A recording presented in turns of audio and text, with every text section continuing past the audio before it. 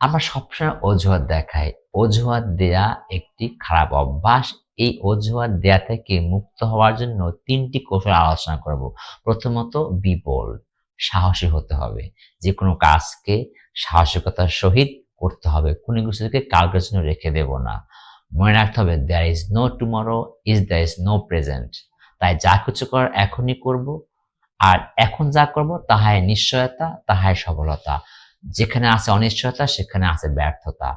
তাই ফিউচার মানে ব্যর্থতা, যা কিছু করার এখনই করব, সাহসিকতার সহিত করব।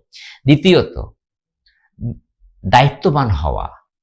দায়িত্ববান মানে আমার কোনো পরিস্থিতি বা পরিবেশ বা কোনো কাজের নিজেকে রেসপন্স করার এবিলিটি আছে। আমার বন্ধু করে না তার মধ্যে সেই সামর্থ্য নেই, আমার ভাই করে না তার মধ্যে সেই গুণটা নেই। আমার আছে, তাই আমি দায়িত্ববান ব্যক্তি, আমি কাজটা করব, অজুহাত দেখাবো না।